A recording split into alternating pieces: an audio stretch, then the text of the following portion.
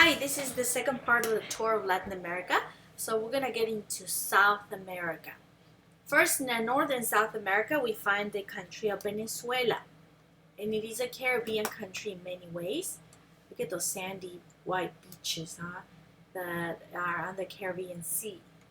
Caracas is near the Caribbean Sea, important agricultural regions. And African descent is very common in Venezuela. There's baseball. They prefer baseball as a sport over soccer, which is, something that it's all over Latin America, soccer, and baseball is mainly in the Caribbean, They also have the Andes that give the mountainous region bordering Colombia.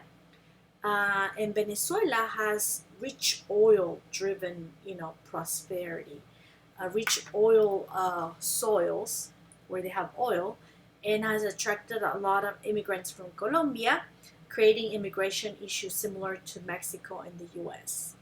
And this is Caracas here on the left that you can see. Caracas is right by the coast. Colombia, regionally very diverse. Its population is concentrated in the Andes Mountains, which split into three parallel ranges, creating a long, deep valleys that are different. They have regional identity, and this national state has been very weak unifying the country, they say. The mid 1800s, unruly regions became virtually independent republics, and this background helps explain the proliferation of armed groups able to resist national control in the 20th century. There are a lot of guerrillas going against the main government.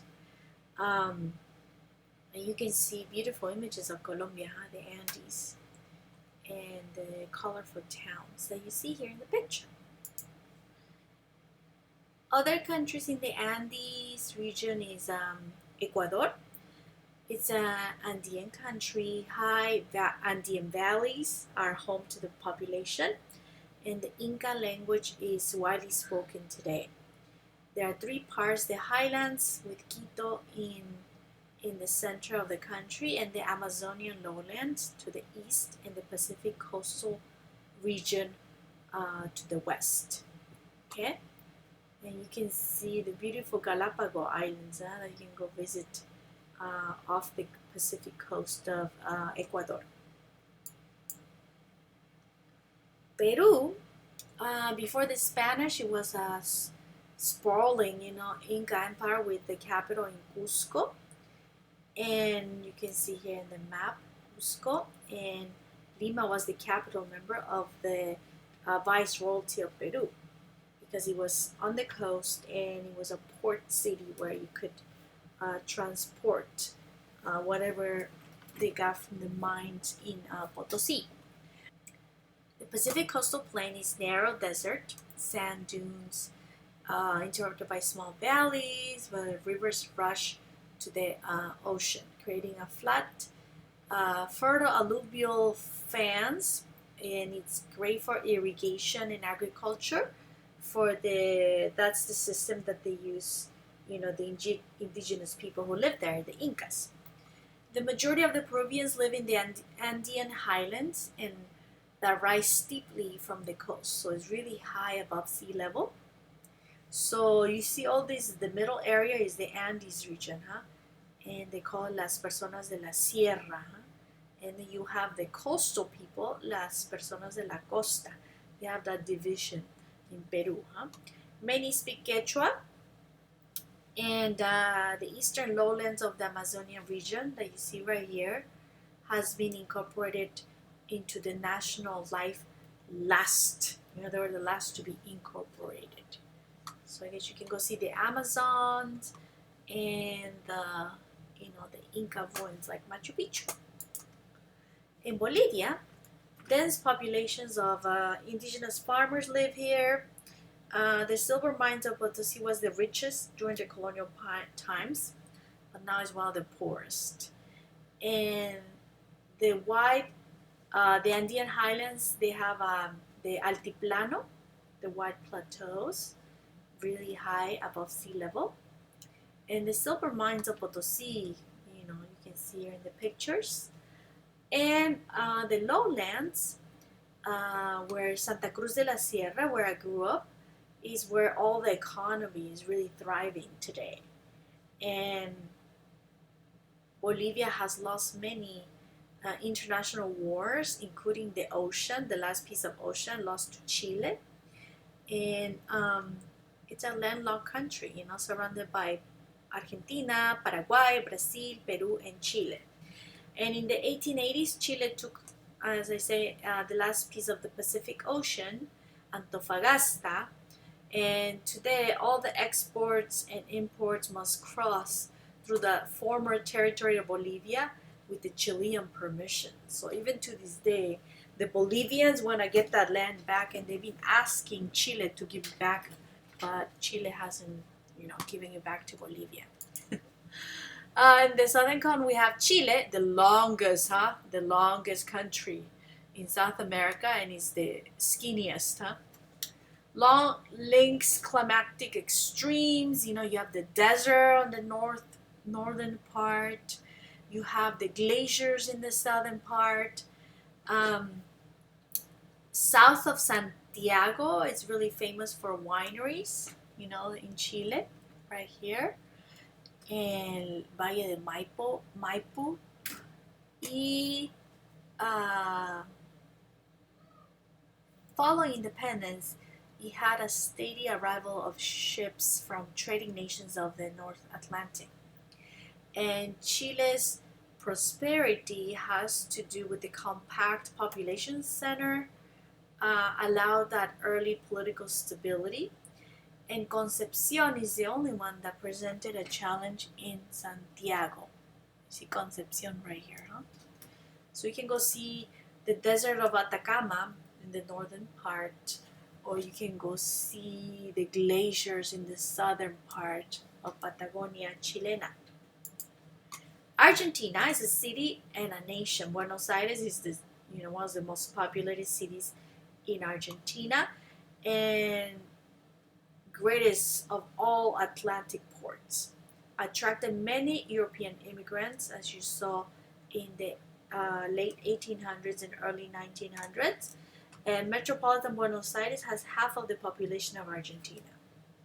The cities resemble Europe, as you can see here in the picture. Very European architecture, even wide boulevards and avenues you will see in Argentina. And the rest, they say, is like Latin America. You see the countryside. If you go all the way to the southern cone, you will go to the glaciers and really cold areas of Argentina. The Pampas is the home of the cattle herds, the gaucho, the cowboys of Argentina, and a lot of Italian immigrants that came with farming in that area, and their urban descendants, I guess. The mountainous northwestern Argentina was an economic support zone for Potosí mines. And so it has a lot of the Andean flavor physically and culturally towards the north, right? And you can see the differences of the city, the country, Las Pampas, and the glaciers in the south. Very, very different.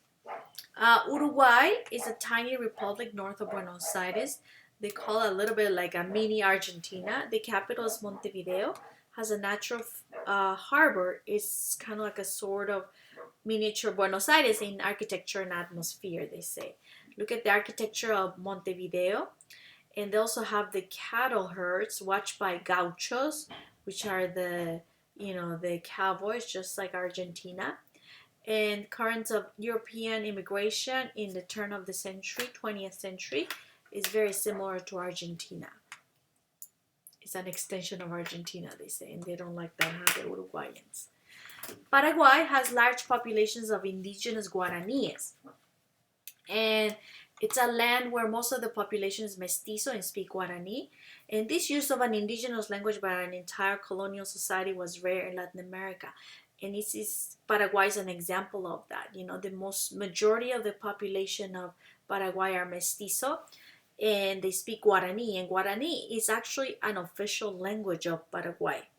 And it's a landlocked country as well, surrounded by Brazil, and on the other side you have Bolivia. and you know, a lot of the influence of the Guarani indigenous culture in Paraguay. Brazil is the world's largest Portuguese-speaking country, and the colonial capital and Afro-Brazilian cultural mecca was Salvador or Bahia. As you can see here in the map, Bahia is over here. It got covered. Okay, it's by the coast, and they had sugar plantations that left a legacy of wealth and poverty. The northeast includes the Aris, which is the dry, arid, is dry Sertão ranching economy. A lot of droughts in that area.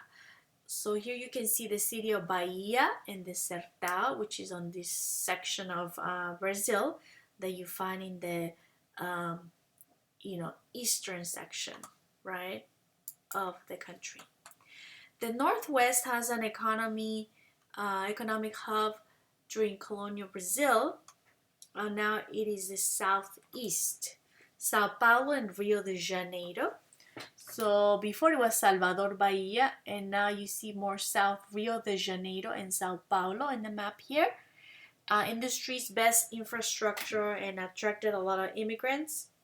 And in the far south, the late blooming region has favorable indices of development and immigration in the south of Brazil.